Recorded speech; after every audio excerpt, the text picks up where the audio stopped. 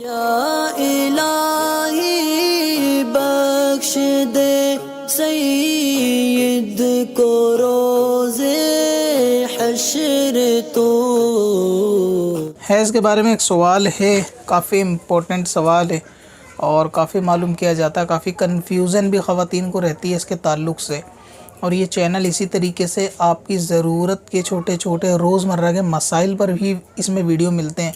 तो अगर आप नए हैं तो एक दफ़ा प्लेलिस्ट ज़रूर देखें, ख़वातीन की प्लेलिस्ट नापाकी, तहारत, नमाज, इसमें आपको रोज़मर्रा के नमाज के मसाइल मिलेंगे। दूसरी बात सबसे अहम यह है कि इसमें वीडियो देखते वक्त आपको कभी भी एडवर्टाइजमेंट का सामना इंशाल्लाह नहीं करना पड़ेगा। आप बग़ैर ऐड के ही इसमें डायरेक्ट वीडियो देखते होंगे, तो इस बात पे भी आप ध्यान देंगे कि ये चैनल जो है वो ऐड फ्री है।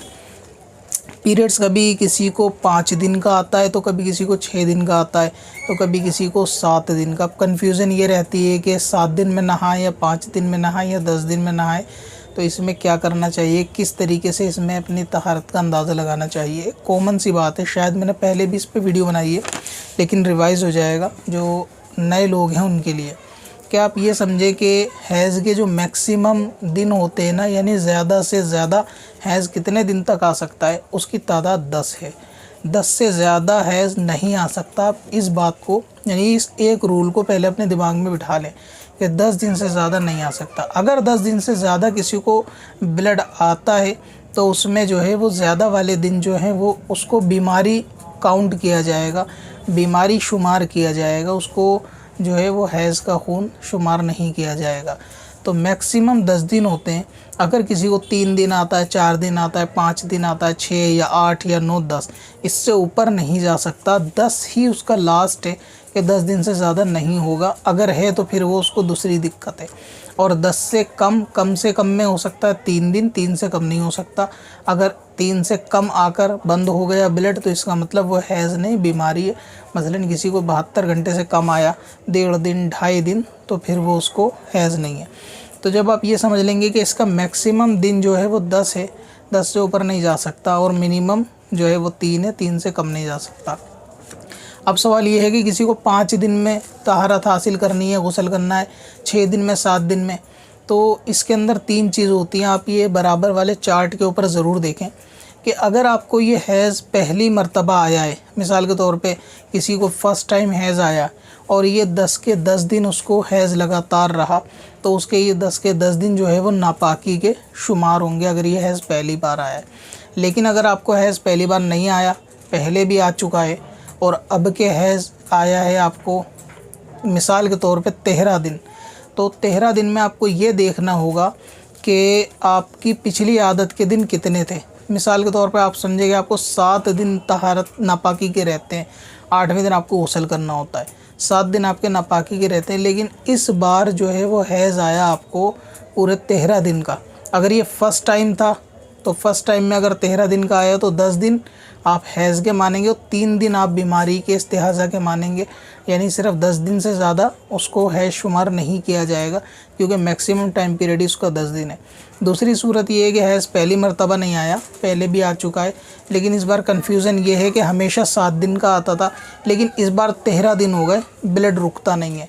तो ऐसे में जिसको पता है कि मेरी आदत 7 दिन की है और उसको 13 दिन हो गए हैं, तो फिर इस सूरत के अंदर जो है वो इस चार्ट के अंदर आप तीसरी वाली सिचुएशन देखें तो उसके अंदर फिर आपको सिर्फ अपने 7 दिन हैज़ के माइनस करने और बाकी तमाम जो है वो बचे हुए 6 दिन जो है वो बीमारी के शुमार करने। क्योंकि आपको आपकी आदत मालूम है कि 6 दिन का हैज़ आता है लेकिन इस बार 13 दिन का हुआ, या 7 दिन का आता है और इस बार 13 दिन का हुआ, तो आप उसमें से 7 दिन घटा के बाकी दिन के अंदर गुस्ल करके नमाज़ पढ़ेंगे भले ही आपको ब्लड आता रहे। और एक सिचुएशन ये होती है कि हैज़ आपको नॉर्मली 7 दिन का आता है लेकिन इस बार 10 दिन का आया, जैसा कि इस चार्ट के अंदर दूसरा वाला पॉइंट है कि हैज़ आपको जो है वो 7 दिन का आता है आपकी आदत के हिसाब से, लेकिन आपको 10 दिन का आया। तो अब ये 3 दिन आपकी बीमारी के नहीं होंगे बल्कि 3 दिन वो हैज़ के ही होंगे, क्योंकि हैज़ का मैक्सिमम दिन जो है वो 10 होते हैं। आप ये ख्याल रखें कि 10 तक वो हैज़ ही माना जाएगा, ऊपर जाने के बाद देखा जाएगा कि लास्ट टाइम का क्या महीने की आपकी रूटीन रही है। तो इसलिए अगर किसी को हैज़ 10 दिन आया है तो तो वो इस बात का ख्याल रखे कि ये 10 दिन मुकम्मल हैज़ के होंगे, क्योंकि मैक्सिमम दिन ही हैं अभी, ये मैक्सिमम दिन के क्रॉस नहीं हुआ, तो इसलिए इसे बीमारी शुमार करने का कोई फ़ायदा नहीं। अगर ये 10 दिन से बढ़ जाता है, यानी 11, 12, 13, 14 दिन पहुंचता है, तब देखा जाएगा कि महीने के लास्ट टाइम आपको क्या, आपकी आदत के मुताबिक क्या महीना था, कितने दिन का महीना था, तो फिर उसमें से तमाम दिन घट जाएंगे, यानी सिर्फ 10 के बाद नहीं घटेंगे, बाकी तमाम भी घट जाएंगे जो आदत से ज़्यादा थे। लेकिन अगर ये हैज़ के अंदर ही अंदर है तो आदत से बाहर और 10 दिन के अंदर के दिन घटाए नहीं जाएंगे। तो इस सूरत में जो है वो आपको 10 दिन के अंदर उसके बाद ही जो है वो गौसल करना होगा। आप ये तसव्वुर कर लें कि आपकी आदत जो है वो चेंज हो गई। अब किसी को आदत ही नहीं पता होती, कभी 4 दिन कभी 5 दिन, और आजकल ऐसा है भी बहुत ज़्यादा ये दिक्कत है, क्योंकि लाइफ स्टाइल चेंज होने की वजह से, हार्मोन चेंज होने की वजह से ये ज़्यादा प्रॉब्लम है। खाने पीने की, डेली रूटीन, सोने जागने में, सब चीज़ों में जो है वो एक तरीके से बहुत ज़्यादा तब्दीली है लोगों के, जिसकी वजह से उनको ये सारी प्रॉब्लम होती है कि आजकल उनके हार्मोन ज़्यादा इम्बैलेंस होते हैं। तो ऐसी सूरत में हैज़ आगे पीछे हो जाता है। तो उसमें फिर ये है कि जो लास्ट महीने आया था उसी दिन को आप काउंट कर लें। अगर पिछले महीने 5 दिन था तो 5 ही दिन मान लें, अगर आदत बार बार आपकी बदलती है। तो 3 सिचुएशन है आसान शब्दों के अंदर। पहली ये कि फ़र्स्ट टाइम हैज़ आया है और 13 दिन का आया है तो 10 दिन हैज़ के होंगे और बाकी के 3 दिन बीमारी के होंगे। दूसरी सिचुएशन ये है कि फ़र्स्ट टाइम नहीं आया लेकिन पहले 7 दिन आता था, इस बार 10 आया, तो ये 3 दिन एक्स्ट्रा बीमारी के नहीं होंगे, बल्कि 10 के 10 दिन हैज़ के होंगे, क्योंकि हैज़ के 10 दिन हो सकते हैं, कोई नई बात नहीं है या कोई अचंभे वाली बात नहीं है, 10 दिन हो सकते हैं, इसीलिए ये 3 दिन भी बढ़े हुए हैज़ के होंगे। लेकिन अगर किसी को 7 दिन आता था, अब के 10 के बजाय 12, 15 दिन आया और आदत उसकी 7 थी, तो 7 के बाद से 8वें से लेकर तमाम दिन 12, 13 जितने भी दिन हैं वो 7, 5, 6 जितने भी दिन हैं वो सारे फिर बीमारी के काउंट होंगे, क्योंकि अब ये हैज़ 10 दिन का नहीं है बल्कि 10 से ऊपर चढ़ गया। तो फिर इसकी आदत जो है वो 7 दिन की थी, 7 के बाद इसको सबको बीमारी के दिन शुमार किया जाएगा। उम्मीद है कि आपके समझ में बात आई होगी। अगर नहीं आई हो तो फिर भी एक मरतबा आप ईमेल पे रब्ता कर सकते हैं। अच्छा, जो लोग इस वीडियो को पहली मरतबा नए लोग देख रहे हैं ना, मैं उनको बता दूं कि मैंने कभी अपने चैनल पे ये नहीं बोला कि आप चैनल को सब्सक्राइब करो, वीडियो को शेयर करो वगैरह वगैरह, कभी आप किसी वीडियो में नहीं सुनेंगे। और ये जो लोग, लाखों लोगों ने चैनल को सब्सक्राइब किया हुआ, डेली वॉच वीडियो को करते हैं ना, ये माशाल्लाह सारे अक्लमंद लोग थे जिन्होंने वीडियो को देखा कि हमारे मसले मसाइल का चैनल था, उन्होंने खुद ही सब्सक्राइब कर लिया।